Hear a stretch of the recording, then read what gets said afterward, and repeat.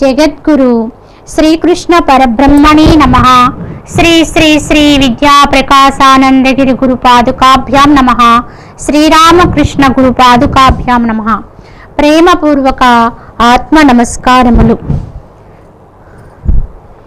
ఇంతవరకు మనము క్రిందటి భాగములో సుఖదుఖాలు అనేవి ఎలా వస్తూ ఉంటాయో చెప్పుకున్నాం. ఆగమాపాయనో నిత్యాహ అన్నారు. అంటే వస్తూ పోతూ ఉండేవి సుఖదుఖాలు. ఎలా అయితే మన గృహానికి అతిథులు వస్తూ పోతూ ఉంటారో, వచ్చిన అతిథులు కొద్ది రోజులు మాత్రం ఉండి మరలా వెళ్ళిపోతూ ఉంటారో, అలాగే జీవితంలోనికి కూడా సుఖాలు కష్టాలు ఒకదాని వెంట ఒకటి వస్తూనే ఉంటాయి. ఈ విషయాన్ని తెలుసుకున్నటువంటి ధీరుడు అంటే జ్ఞానము కలిగిన వాడు దాన్ని ధైర్యంగా, అంటే ఏ విధానాన్నైనా సరే ఒకే విధంగా తీసుకోగలుగుతాడు. అటువంటి వాడిని ధీరుడు అన్నారు. కావున అర్జున నిబ్బరించుకో అని చెప్పి అర్జునుడికి హితవు చెబుతూ మరికొన్ని విషయాలు భగవానుడు అర్జునుడికి ఇలా తెలియచేస్తున్నారు.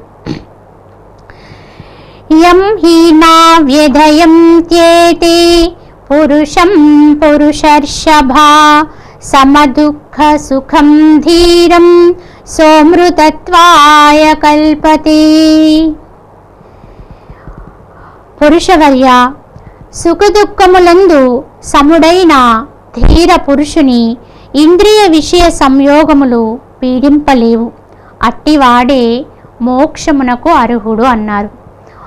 మోక్షమునకు ఎవరు అర్హతను పొందగలుగుతారో మనకి ఈ శ్లోకము ద్వారా భగవానుడు తెలియచేశారు. అర్జున, సుఖదుఖముల యందు ఒకే విధమైన భావనతో, సమత్వ భావనతో ఉండువాడే ధీర పురుషుడు అన్నారు. కనుక ఈ రెండిటినీ కూడా ఎవరైతే ఒకే విధముగా జీవితంలోకి ఆహ్వానిస్తూ, వచ్చినప్పుడు స్వీకరిస్తూ, వెళ్ళిపోతున్నప్పుడు వీడ్కోలు చెబుతూ, అలా ఏవి కూడా అవి శాశ్వతం కాదని తెలుసుకుని ధైర్యంగా ఆత్మస్థైర్యంతో ఎవరైతే ఉండగలుగుతారో, అలానే ఇంద్రియ విషయ సంయోగములు ఏవి కూడా వారిని పీడింపలేవు అనే సత్యాన్ని తెలుసుకుంటారో, అంటే ఇంద్రియాలు విషయాలతో సంపర్కం పెట్టుకోవడం వల్ల వచ్చేటువంటి ఏవేవి భావాలైతే ఉంటాయో అవి పైపైనే అనుభవానికి వస్తాయి తప్ప అంతర్గతంగా ఉండేటువంటి తానైన ఆత్మకు అవి చేరలేవు కనుక అటివాడు ఎప్పుడూ కూడా ఆనందమయుడుగానే ఉంటాడు. లోపల ఆనందంగా ఉంటాడు. బయట సహజంగా ఈ యొక్క భౌతిక వాతావరణం నుంచి వచ్చేటువంటి అనేక విషయాలు అనుభవిస్తున్నట్లుగా అనిపిస్తాడే తప్ప లోపల మాత్రం మనసు చాలా ప్రశాంతంగా ఉండేటువంటి స్థితిలో ఉంటాడు. అటువంటి స్థితిని ఇక్కడ సోమృతత్వాయ అంటే మోక్షానికి భగవానుడు పెట్టినటువంటి ఒక అద్భుతమైనటువంటి పేరు అమృతత్వము అన్నారు. మోక్షము అంటే ఏమిటి అనేది మనం గమనించినట్లయితే చాలామంది అనుకుంటూ ఉంటాం, మోక్షము అంటే అది ఇప్పుడు ఉన్నటువంటి జన్మ గతించిపోయిన తర్వాత ఎప్పుడో వచ్చే ఒకనొక పదవేమో అని భావిస్తూ ఉంటాం. యథార్థానికి మోక్షము అనేది ఒక పదవి కాదు. అలానే అది ఎప్పుడో ఎక్కడో లభించేది కాదు. అది ఎక్కడో ఏ స్వర్గలోకములోనో ఉంటుందనే భావన కూడా అపోహయే దీన్ని బట్టి. మరి మోక్షము అంటే అర్థం ఏమై ఉన్నది అనేది గమనించుకుంటే, మోక్షము అనగా విడుదల అన్నారు. మనము ఎప్పుడైనా ఎక్కడైనా బంధింపబడి ఉన్నాము అనేటువంటి భావన వచ్చినా, లేదా ఏదైనా సమస్యల వలెలో చిక్కుకుని ఉన్నాము అనేటువంటి భావన కలిగిన వీటి నుంచి నాకు ముక్తి ఎప్పుడు అని ప్రశ్నించుకుంటాము. అలానే ఇప్పుడు మనందరం కూడా ఏం కోరుకుంటున్నాము అంటే ఆధ్యాత్మిక పరంగా అంతో ఇంతో సాధన చేస్తూ కూడా ఏమని అర్థిస్తున్నాము, మోక్షము కావాలి అంటున్నాం. మోక్షము కావాలి అని మనం ఎప్పుడైతే భావిస్తున్నామో దాని అంతర్గత అర్థం ఏమై ఉన్నది అంటే, ఇప్పుడు మనము బంధింపబడి ఉన్నాము. బంధింపబడి ఉండువాడే మోక్షాన్ని కోరుకుంటూ ఉంటాడు. మరి ఎక్కడ బంధింపబడి ఉన్నాము అంటే, ఈ దేహానికి బంధనాలు లేవు కదా, బయట కనిపించడం లేదు కదా, మనం స్వతంత్రులమయ్యే ఉన్నాం కదా బయట అనుకుంటాం. కానీ యథార్థంగా గమనించుకుంటే ఈ దేహంతో మనం ఎప్పుడు ఎట్టి చర్య చేయాలన్నా ప్రతిదానికి ఒక కారణం ఉంటూ ప్రతి చర్యన కూడా అస్వతంత్రతను అనుభవిస్తున్నాం ఈనాడు. ఎందుకని అంటే మనసుతోటి ఈ అశాశ్వతమైనటువంటి భౌతిక లోకంతో సంపర్కం పెట్టుకుని ఉన్నాము కనుక ప్రతి దాంతోటి కూడా సక్తత అనేది ఏర్పడి ఉండడం వల్ల కనుక అన్ని వైపుల నుంచి కూడా అన్ని బంధనాలు కూడా జీవుణ్ణి బంధించి ఉన్నాయి. వీటినే భవబంధనాలు అన్నారు భగవానుడు. ఈ భవబంధనాల యొక్క బారిన పడి ఉన్నాం. సహజంగా ఈ మానవ జన్మకు వచ్చి ఉండి వారిలో చాలా వరకు కూడా ఈ భవబంధనాలు అనేవి తగులుకుని ఉన్నాయి.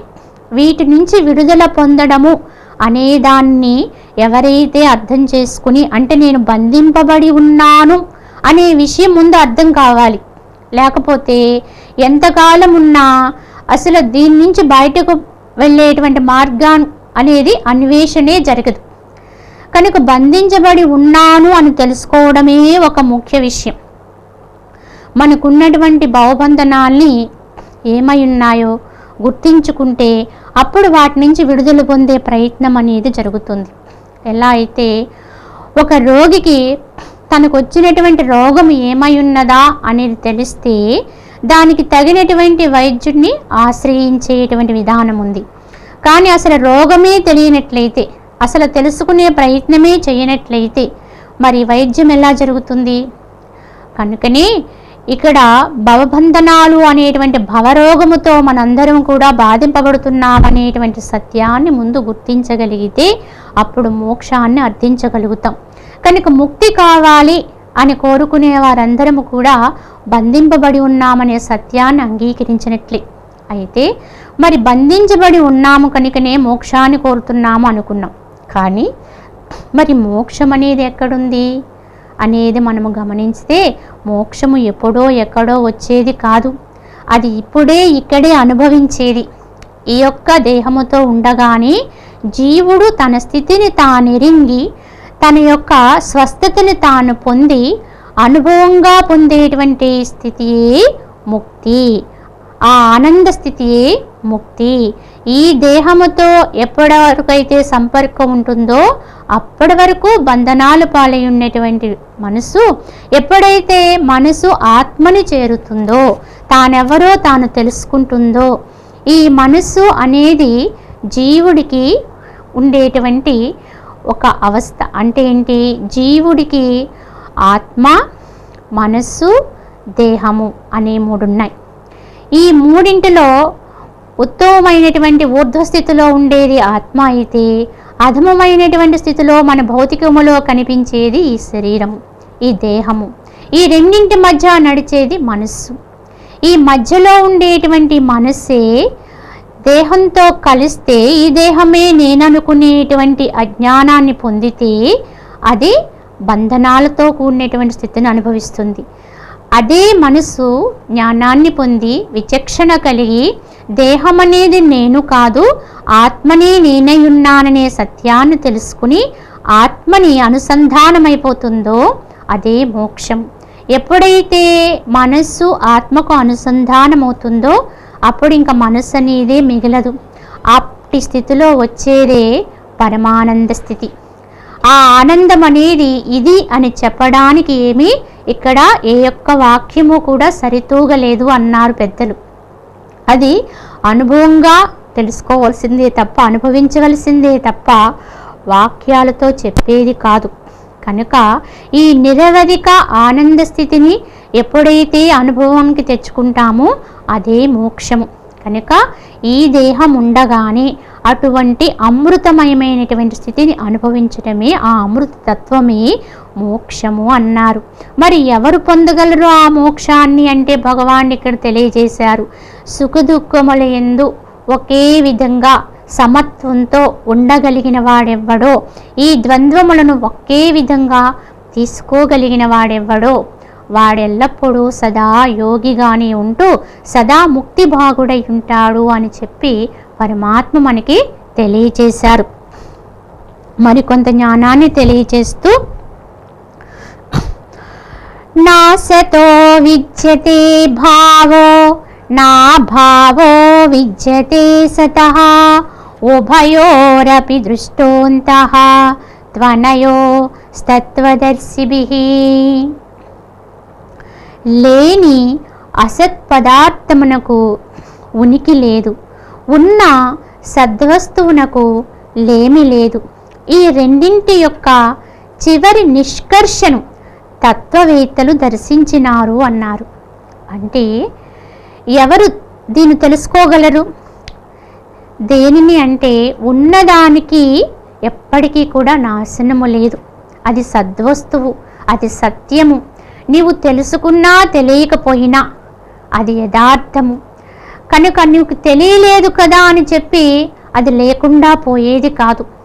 నీ లోపలున్న దైవాన్ని నువ్వు తెలుసుకోలేకపోయినప్పటికీ కూడా అది ఎల్లవేళలా నీకు రక్షగానే సమయం ఆసన్నమయ్యే వరకు ఈ దేహమునందే ఉండి ఉంటుంది.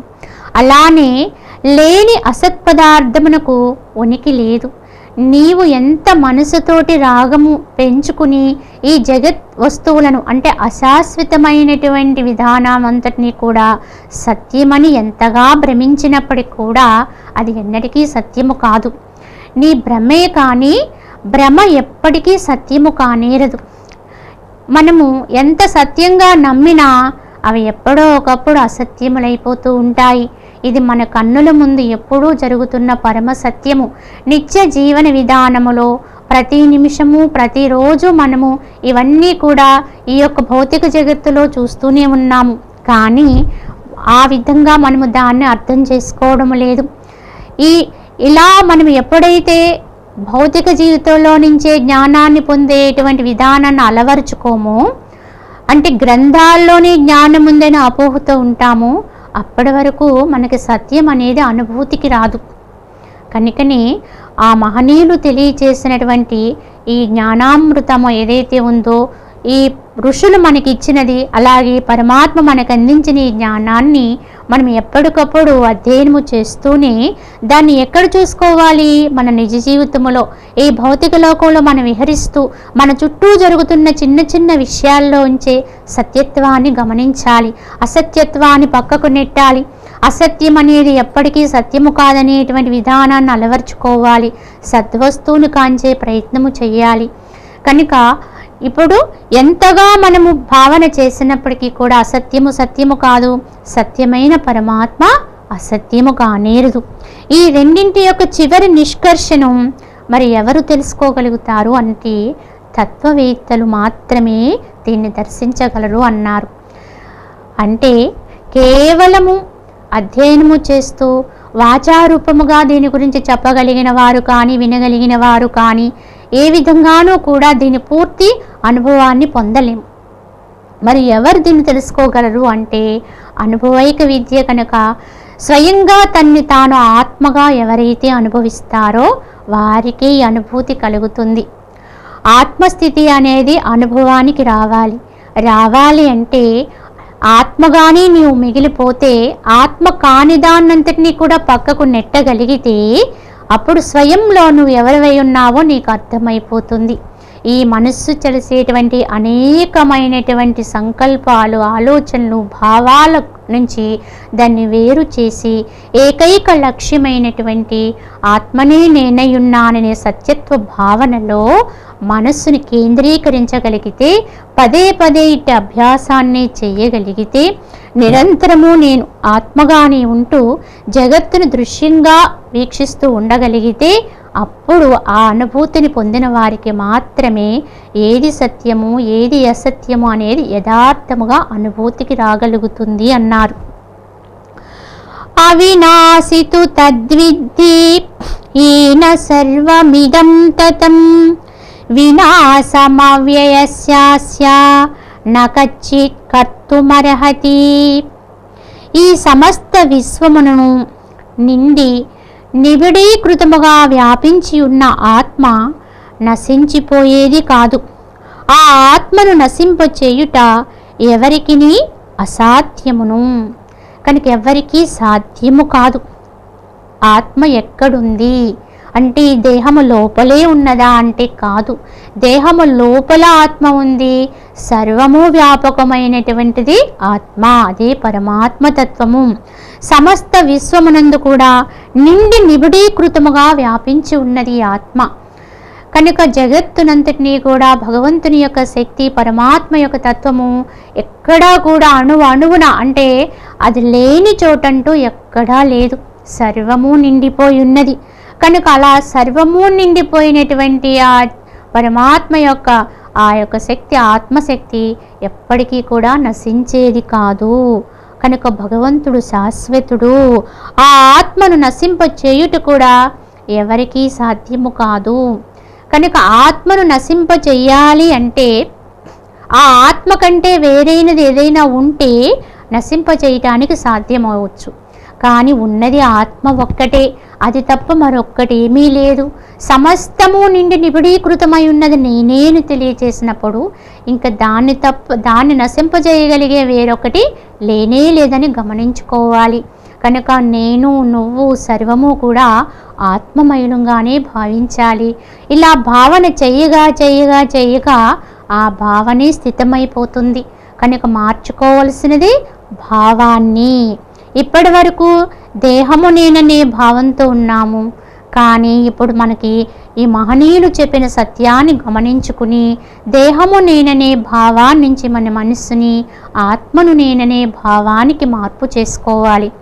ఎప్పుడైతే ఈ భావము స్థిరపడిపోతుందో భావశుద్ధియే మోక్షము అన్నారు.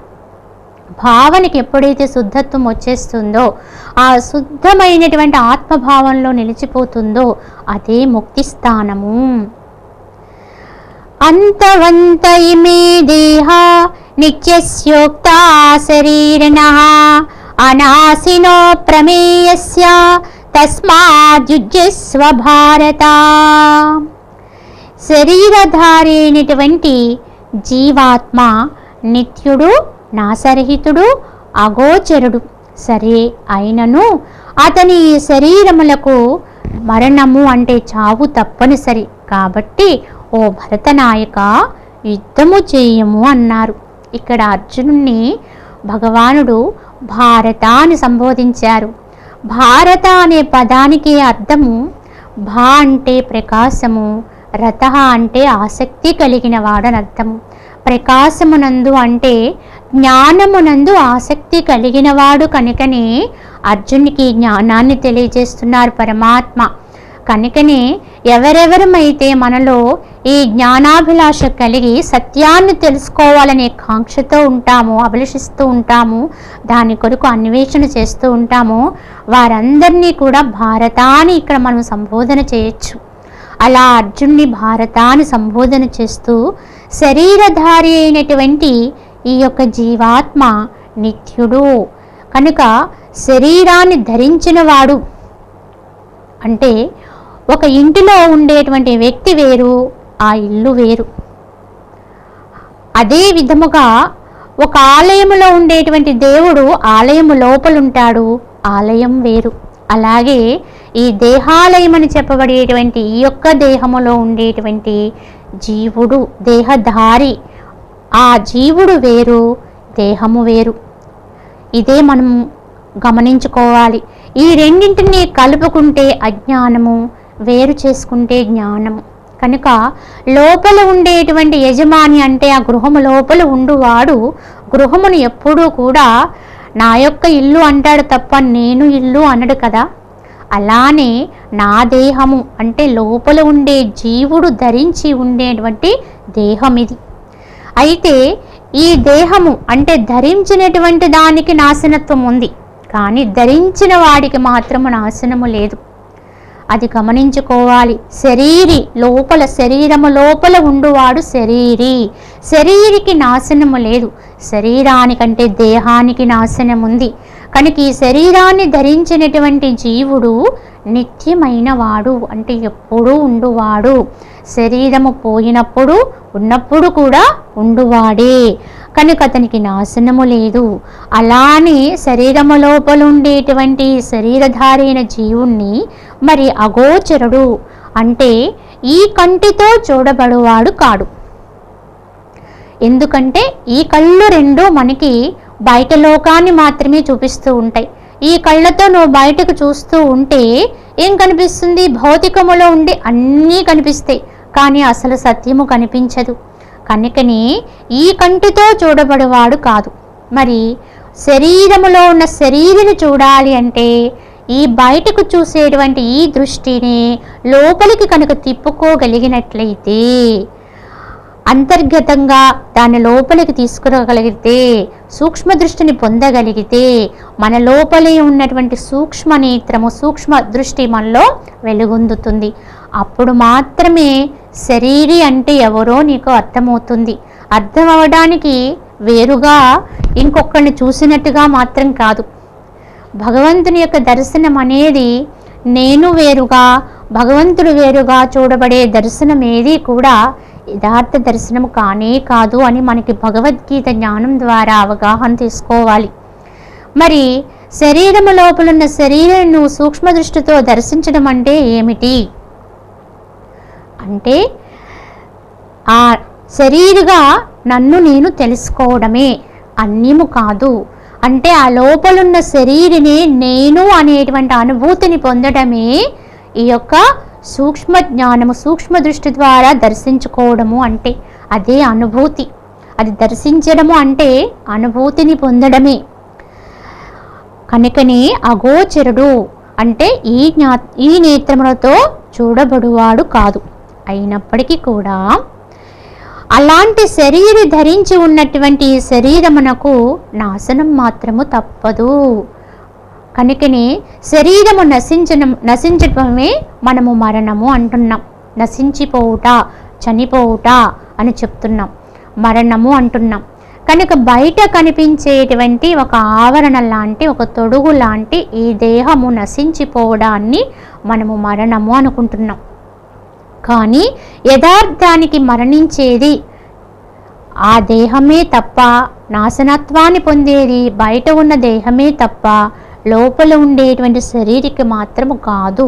కనుక ఎప్పుడూ కూడా ఆ శరీరనే నేను అనేది అర్థం చేసుకుంటే ఆ శరీరికి ఎప్పటికీ మరణము లేదు. నేను అంటే నాకు, శరీరమే నేను కనుక నాకు మరణమే లేదు అని ఎప్పుడైతే తెలుసుకుంటావో దీనికి మించిన మహత్తైర్యం మరొకటి ఏముంటుంది? సహజంగా లోకములో అందరూ కూడా అన్ని భయాల కంటే కూడా అత్యధికంగా భయపడేది ఈ యొక్క మృత్యు భీతి, మరణ భయము. దీన్ని ఎవ్వరూ కూడా అధిగమించడం చాలా కష్టం. కానీ ఈ జ్ఞానములో ఎవరైతే పరిపూర్ణులవుతారో, దేహమును ధరించి ఉన్నటువంటి లోపల ఉన్నటువంటి జీవుడుగా, ఆత్మగా తన్ని తాను తెలుసుకుంటాడో వాడికి మరణ భయాన్ని కూడా దాటగలిగే ధైర్యం వస్తుంది. ఇదే ఆత్మస్థైర్యము. కనుకనే నశించేది దేహమే. కనుకనే ఓ భరతనాయక యుద్ధము చేయము అన్నారు భగవానుడు. ఎందుకంటే శరీరాలు ఎలానూ నశించక తప్పదు.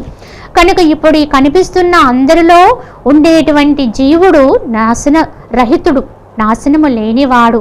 కనుక ఈ యుద్ధమునందు చనిపోతారు అనుకుని నువ్వు భ్రమిస్తున్నావే, అవన్నీ కూడా దేహాలే నశిస్తాయి తప్ప వారిలో ఉన్న ఆత్మ ఎప్పటికీ నశించదు. కనుక నీవు నిర్భయుడివై యుద్ధము చెయ్యము అని అర్జునుడిని హెచ్చరిస్తూ, ఏనం వేత్తి హంతారం యచ్చైనం మన్యతే హతం ఉభౌ తౌ న విజానీతో నాయం హంతి న హన్యతే. ఈ ఆత్మ చంపునని గాని చచ్చునని గాని తలంచడి వారిరువురును కూడా అజ్ఞానులే. వాస్తవముగా ఈ ఆత్మ దేనిని చంపదు, దేనితోనూ చంపబడదు అన్నారు. యథార్థముగా ఈ ఆత్మ చంపునని కానీ చచ్చునని కానీ ఎవరైతే తలుస్తారో వారిరువురు కూడా అజ్ఞానులే. ఎందుకంటే ఈ ఆత్మ దేనిని చంపదు. ఎందుకంటే దీనికి ఏ రకమైనటువంటి గుణదోషము లేదు, దేనితోటి కూడా అంటబడదు, అంతటా వ్యాపకమైంది కానీ దేన్ని కూడా తీసుకోదు. ఈ గుణాల యొక్క ప్రభావం ఆత్మని అంటలేవు. కనుక ఎప్పుడూ కూడా దేహముతో చర్య జరుగుతుంది, మనసుతో దాని యొక్క ప్రభావం దేహం మీద పడినట్టుగా చేస్తుంది తప్ప ఆత్మకు ఏమాత్రము కూడా దానివల్ల ఏ రకమైన కర్తృత్వము ఉండదు. కనుక దేనితో కూడా చంపబడదు. ఈ ఆత్మను చంపడం అనేది ఎవరికీ సాధ్యము కాదు. ఈ భౌతికమైనటువంటి అసత్ పదార్థాలు సత్యమైన దాన్ని ఎప్పటికీ నశింపచేయలేవు. ఇవన్నీ కూడా భగవంతుడి నుంచి వచ్చినటువంటి మాయా పదార్థములే. కనుక ఈ మాయతో నీవేవి కూడా సత్యాన్ని ఎప్పటికీ కూడా నశింపచేయలేవు. నీకొచ్చిన స్వప్నము నీ లోపలే ఉన్నప్పటికీ కూడా ఆ స్వప్నములో వచ్చినటువంటి భయంకర దృశ్యాలేవి కూడా నేను ఎలా అయితే వాస్తవానికి బాధించలేవో, అలాగే ఈ భౌతికములో ఉండే పంచభూతాల ఆధారంగా ఏర్పడినటువంటి ఈ జగత్తులో ఏదీ కూడా సత్యమైన ఆత్మని నశింపచే. ఈ సత్యాన్ని ఎప్పటికప్పుడే మనము జ్ఞప్తియందుంచుకోవాలి. కనుక ఆత్మ దేనిని చంపదు, దేనితోనూ చంపబడదు. ఒకవేళ ఈ విధంగా ఎవరైనా తలస్తే కనుక ఆత్మ చంపుతుంది, చంపబడుతుంది అని భావన చేస్తే వారిరువురూ కూడా అజ్ఞానులే అవుతారు అని భగవానుడు తెలియచేశారు. దీన్ని బట్టి ఇప్పుడు మనం ఏ స్థితిలో ఉన్నామో మనం గమనించుకోవాలి. మనం ఎంతటి భ్రమలో ఉన్నామో గమనించుకోవాలి. కనుక మనం ఎవరినైనా ఇంకొకళ్ళు ఎవరైనా చంపుతున్నారు లేదా ఈ విధంగా తెలుసుకున్నప్పుడు మనం అనుకుంటున్నాం వాడే చంపాడు, వీడే చంపబడ్డాడు అని. అలా అని ఎవరిని చంపమని ప్రోద్బలం చేయటం కాదు.